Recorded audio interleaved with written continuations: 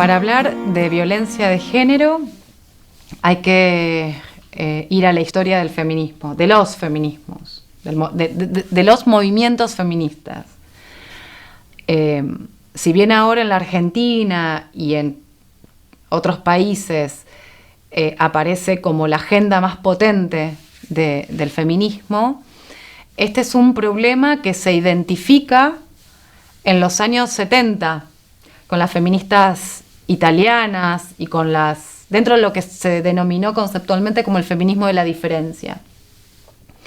En los grupos de concienciación, que fueron grupos donde por primera vez las mujeres se encontraban para hablar de lo que les pasaba en la esfera privada, ese mundo que no se compartía con otras y que el Estado no tenía que intervenir, era bien privado. La esfera privada era ir a resolver con las personas que se vinculaban en la esfera privada, es decir, con el marido y con los hijos. Ahí no había intervención de ningún tipo, quizás algo de la medicina. Empezaron a hablar de lo que les pasaba en el mundo privado. Y ahí se identificó por primera vez las cosas que hoy ya tenemos conceptualizadas, lo voy a decir así, pero hay, las autoras que muestran esto describían mucho lo que las mujeres decían, la violencia dentro de la pareja, el desamor, la traición. Bueno, y hoy hablamos de violencia contra las mujeres, hablamos, bueno, de la maternidad no deseada o impuesta, de la heterosexualidad obligada, de la monogamia. Bueno, todos estos temas fueron temas que primero las mujeres empezaron a compartir entre ellas y luego la academia las conceptualizó. Toda esa experiencia política, militante, se conceptualizó en todas estas categorías.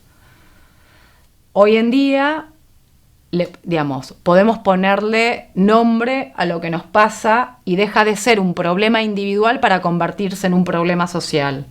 En ese sentido, el movimiento feminista argentino lo que ha hecho fue, acá movimiento feminista existe desde la vuelta, desde antes, desde los 70, con distintas prácticas, con la vuelta de la democracia.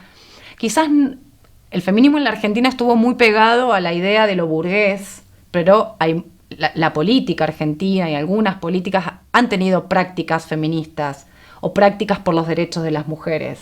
La Argentina es pionera con las ideas y con el movimiento feminista.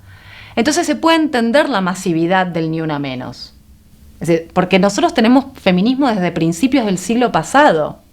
Nosotros tenemos aborto no punible desde 1921. Tenemos debate por el voto femenino, Palacios como diputado socialista, desde el principio del siglo pasado llevaba el proyecto de ley acompañado por las feministas socialistas y lo debatieron hasta que luego se hizo ley en los 50.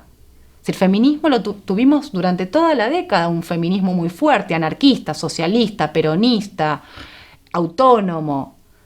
Entonces se entiende por qué en tan poco tiempo es un movimiento masivo, el Ni Una Menos, que fue un basta con los femicidios, de muchas mujeres sueltas que no estaban organizadas en ningún espacio, de muchas que estábamos organizadas y que éramos feministas desde tiempos atrás y que circulamos por organizaciones sociales, por partidos políticos, en las universidades, en las escuelas secundarias y la juventud. Lo más importante que tiene el movimiento es que incorporó a la juventud.